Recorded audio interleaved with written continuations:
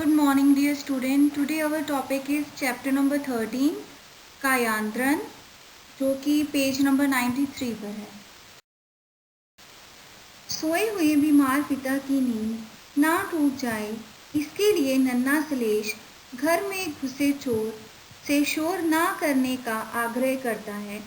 फिर ऐसा क्या होता है कि चोर का मन बदल जाता है और वह उस पिता पुत्र के घर काम करना चाहता है।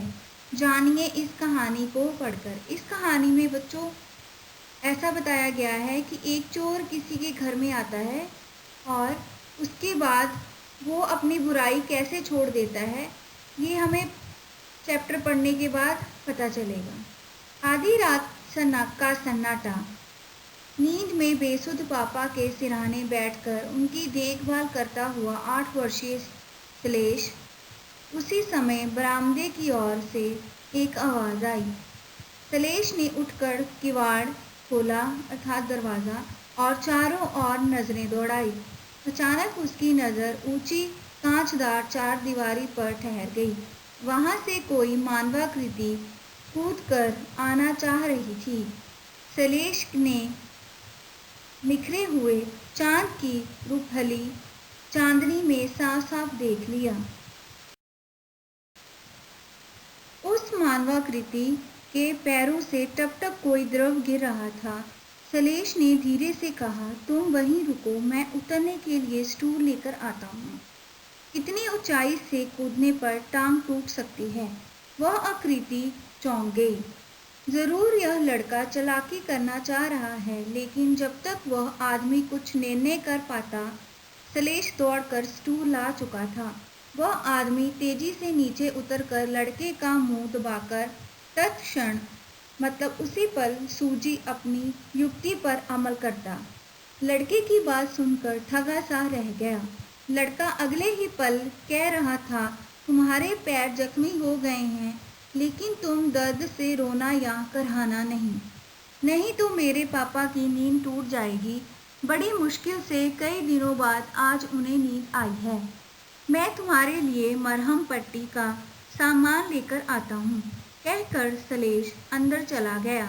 वह आदमी अवाक था, हैरान रह गया। अजीब लड़का, क्या इसे यह पता है कि मैं कौन हूँ? क्या इसे इतनी समझ नहीं कि रात में दीवार से फांद कर अंदर आने वाला कौन होता है? मरहम पट्टी का सामान लाकर श्लेष ने अपने अबोध हाथों से उसकी मरहम पट्टी कर दी। वह आदमी अब और भी हैरान था। विचित्र लड़का है यह, कहीं दिमाग से पैदल तो नहीं है। अब तक तो इसे चिल्लाकर पूरे मोहल्ले को जगा देना चाहिए था, लेकिन यह है कि मरहम पट्टी, दया, सहानुभूति। उसने पूछ लिया, तुम मेरे लिए यह सब कर रहे हो, तुम्हें पता भी है कि मैं कौन हूँ? श्लेष ने उसकी आंखों में गहराई तक झांका और निद्वंद भाव से कह उठा, हाँ जानता हूँ तुम चोर हो, लेकिन मैं चिल्ला नहीं सकता क्योंकि मेरे पापा को बीमार पापा को 8 रोज़ मतलब 8 दिन बाद नींद आई है। डॉक्टर अंकल ने कहा है कि इन्हें नींद आ जाए तो किसी भी तरह बीच में टूटने ना पाए। तुम चोर हो मगर तुम्हारे पैर जख्मी हो गए हैं। पापा ने मुझे सिखाया है कि आदमी कोई भी हो, कैसा भी हो, अगर वह तकलीफ़ में हो तो उसकी सहायता करनी चाहिए। वह आदमी जो चोर था, उसके भीतर का बुरा और सख्त आदमी मानो ज़रा सा हिल गया। श्लेष की नेकी, बचपने और उसके भोलेपन ने चोर के इरादे के सामने एक चुनौती खड़ी कर दी। उसने झिझकते हुए पूछा, तुम्हारे घर में क्या सिर्फ तुम्हारे पापा हैं? हाँ। श्लेष का स्वर बेचारगी से अत्यंत बोझिल था। और मम्मी को मैंने देखा नहीं। पापा कहते हैं कि वे बहुत पहले हमें छोड़कर ऐसी जगह चली गई जहाँ से कोई वापस नहीं आता। चोर भी भीतर से हिल गया था। उसके चेहरे पर अनुराग की एक परछाई उभर आई। स्वर में मिठास भरकर उसने पूछा, तुम्हारा नाम क्या है? मेरा नाम श्लेष है, मगर तुम ये सब क्यों जानना चाहते हो? सुनो, अब तुम हमारे घर से जो कुछ भी लेना चाहो ले सकते हो। मैं ताला खोल देता हूँ।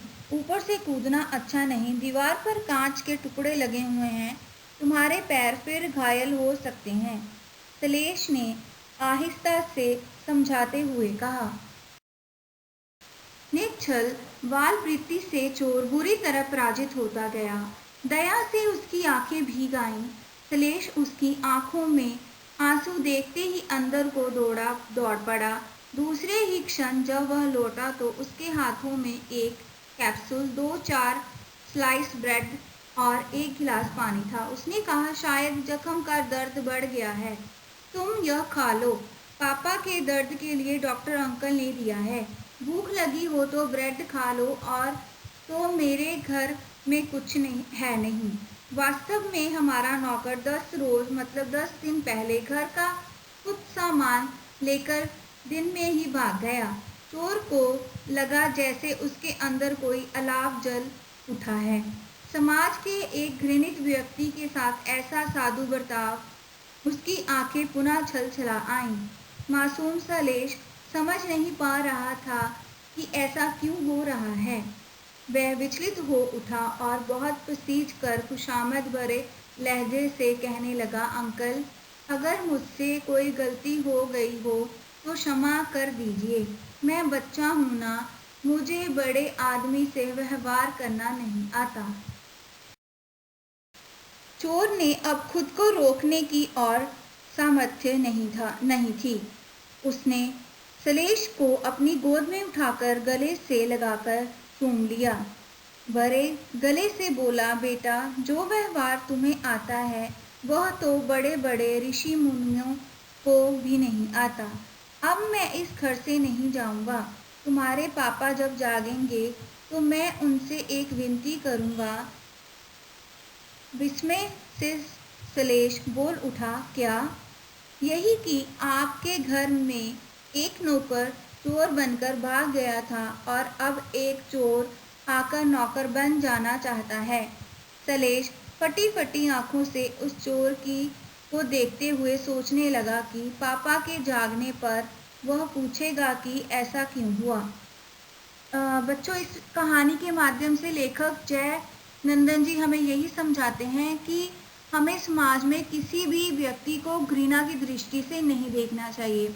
मतलब वो चोर था, लेकिन सलेश ने उससे भी इतने प्रेम भाव से बात की कि जिसकी वजह से उसका जो बुरा मन था उससे भी अच्छाई के भाव आ गए। इसलिए हमें सबके साथ, समाज में हर व्यक्ति के साथ अच्छा व्यवहार करना चाहिए और सबको आदर भाव देना चाहिए।